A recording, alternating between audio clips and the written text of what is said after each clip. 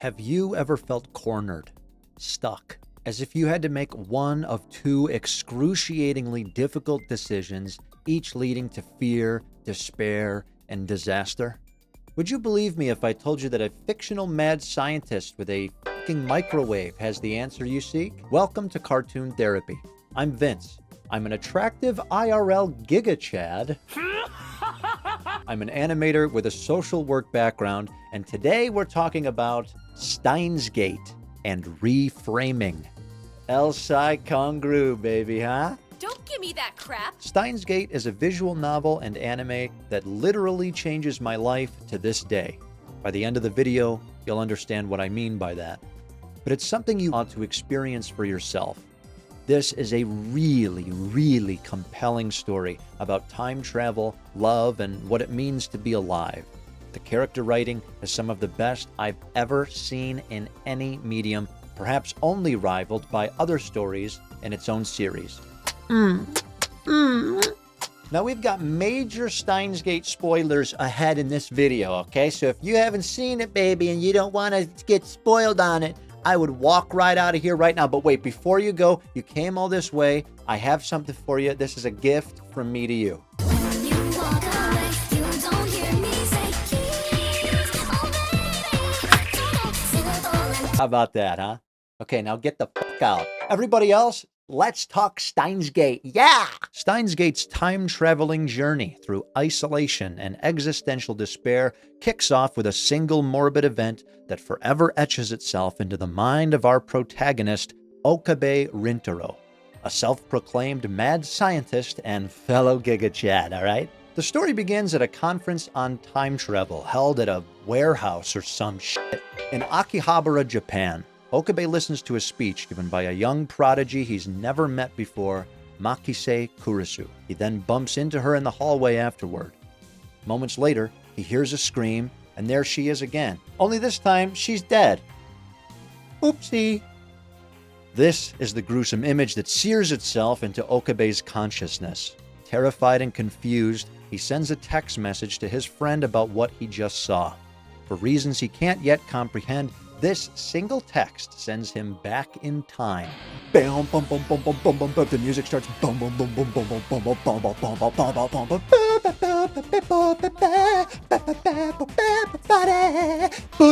bum, bum, bum. Everybody's standing. It's so fucking epic.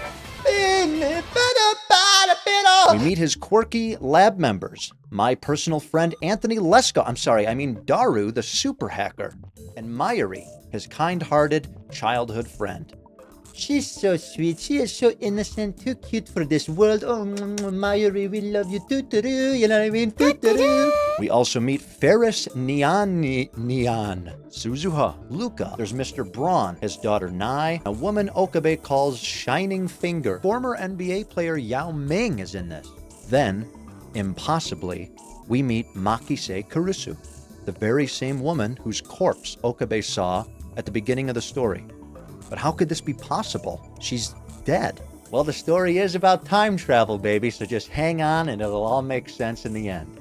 As the story progresses, Okabe and his friends kind of accidentally turned their future gadget microwave into a working time machine. They can actually use this thing, a fucking microwave with basically a cell phone duct tape to it, to send text messages to the past. And radio waves, or the waves in the brain there's a thing in your brain where if you use the microwave, it goes in your brain and you can see that you can go to the past and see the future, and it is so cool. Because I did not know that. Shocked, amazed, and proud, the gang starts making all sorts of small changes to their lives with these time-traveling text messages. They're screwing around with lottery numbers and things like that. It's all a good time. But they soon discover they've stumbled into a conspiracy involving the real-world online posts of a user called John Titor, or Titor, or Teeter, or Titer, and the massive experiments of CERN's Large Hadron Collider. And they used to call me that growing up, actually, the Large Hadron Collider. And, but a single change sets off a chain reaction that spirals into absolute tragedy. CERN or perhaps the elusive and mysterious background villains, the organization, have become aware of the gang's little time travel activities, and one day, Okabe's childhood friend, the little sweetie Mayuri, is murdered. He tries to use his microwave time machine to rewind time and save her again and again, but she continues to die in different ways each time. All he can do is watch, traumatized and re-traumatized and re-traumatized and re-traumatized and re-traumatized. No matter what he does, Mayuri always dies. Why? The answer is very science adventure, and it's a little bit complicated, but basically with Makise Kurisu's help, Okabe realizes that the world line they are in, the alpha attractor field, has certain fixed points, more or less. Mayuri's death is one of those fixed points or convergence points. It will simply happen all the time. She will always die. The laws of the universe dictate it. It takes a tremendous amount of work, but the gang eventually realizes there is a way to travel to something called the beta attractor field, a world line where Mayuri's death is not a convergence point. And it just so happens that this is the world line Okabe was in at the very start of our story. Keep that in mind. How do we reach the beta attractor field? Is it across the street? Is it right down the road? Do I have to go to Dairy Queen and get a Slurpee? No. To reach the beta attractor field, Okabe must basically undo every text message he's ever sent to this time-traveling microwave. He has to reverse all the changes the cast has made throughout the entire story. This means everything has to go back to the very beginning. Yes, the very beginning, meaning Makise Kurisu will once again be laying dead in a pool of blood. Now, some might argue that saving his childhood friend is the clear move, okay? I know it's dark, but if your childhood friend's going down in one world line and this woman you don't really know is going down in the other, the choice is clear, right? No! No! See, throughout the entire story, right under your nose, Steins Gate has been carefully building a quiet, profound romance between the chaotic mad scientist Okabe Rintaro and the grounded, brilliant tether to his kite, Makise Kurisu. Now, I can't tell you how masterfully told this love story is, in my opinion, okay? It's a slow burn, believable romance that feels really earned and authentic and surprising. And this is coming from somebody who grew up watching Dawson's Creek, okay? That's like my favorite shit in the world. But this story does love even better than that. And it's a love story that we all know ends in a pool of blood. So that's what everything has been leading up to in Steins Gate. Okabe is trapped between two unbearable choices: the life of his childhood friend and the life of the woman he's come to love. He's got no idea what to do. My gut wrenched playing through this part of the story because at that time in my life, I felt stuck just like he did. Have you ever felt that way?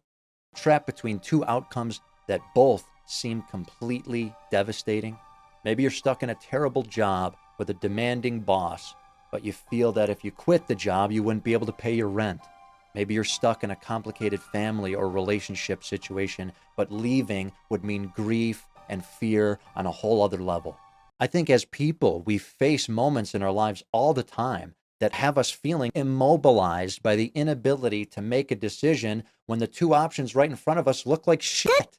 But just when everything seems bleakest, Steins Gate offers a solution. Don't tell me there's a magical third option that I couldn't see before. No. You see, we don't always have the benefit of a Deus Ex Machina magical third option to rescue us from the corners that life can place us in. And Steins Gate knows this. Instead, it posits that the answer to our problem is actually within one of the two choices, if we can shift our perspective. Choice A: Okabe stays in the Alpha world line and his childhood friend Mayuri dies. Choice B: jump to the Beta world line and revert to the beginning of the story where his love, Makise Kurisu, lays dead. After a really complicated series of events and depression, Okabe essentially asks himself a critical question. How do I know that Makise Kurisu was truly dead at the beginning of the story? Well, she was laying still and there was a pool of blood, sweetheart. But wait, what if she was still breathing? What if this pool of blood was somebody else's blood? What if it was fake blood? It's through this single act of reframing that Okabe is able to enter the final world line, Steins Gate, and proceed with hope in his heart toward a previously unforeseen future. And one final kind of timey move, Okabe is able to physically go back in time, and he sets the scene to be just like the one he saw at the beginning of the story. This part is again complicated. I'm oversimplifying the story, but in essence, he uses his own blood and a stun gun to recreate the image of Makise Kurisu with an entirely new context. Makise is alive, laying in a pool of his blood. Okabe gets what he wants in the end. His childhood friend and the love of his life are both very much alive, all thanks to reframing.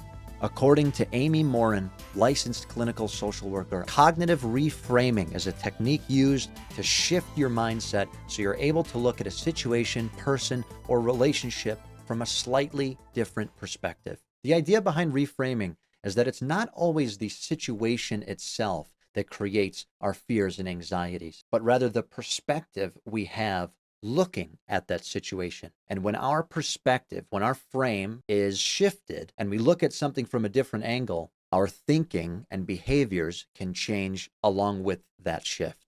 Sometimes the images, the external data of our lives can feel so concrete, and it can be easy to trick ourselves into thinking the external data is what's causing our internal feelings. Steins Gate reminds us that reframing our viewpoint on that external data can literally change our world. Let's imagine you have a long-term friend who's become increasingly demanding or otherwise unreliable. The friendship doesn't feel reciprocal, and you feel stuck between two choices. Choice A, continue to be there the same way you have been no matter what. This feels like the comfortable thing to do, even if staying in the friendship obviously also leaves you feeling used, disrespected, or emotionally drained. Choice B, end the friendship. This would free you from the emotional burden of what the friendship has become, but it feels cruel, difficult, and you're scared that you'll end up regretting losing a friend you've known for so long.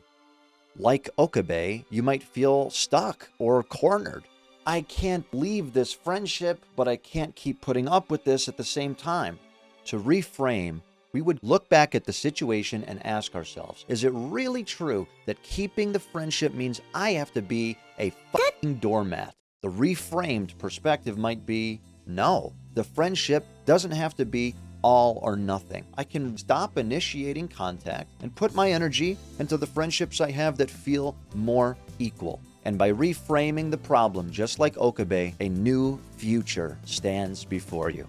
My wife recently very lovingly watched the entire series of Steins Gate with me as I'm geeking out and looking over at her for every little moment and see, what did you think of that? I know, that was so cool. But her and I now use Makise Kurisu laying in a pool of blood as a reminder to reframe our own anxieties in our real lives. We take a moment to separate the picture, the external, the image from the perspective. And this has fundamentally changed our relationship to anxiety. I'm not saying reframing always works. If you're in a toxic relationship, I'm not saying reframe an aspect of it so that you stay. If you're in a toxic work environment, I'm not saying reframe your boss so that he has a happy face and everything is great. But if this resonates with you, if you're feeling cornered in your own life right now, I encourage you to do what Okabe did and seek your own Steins Gate.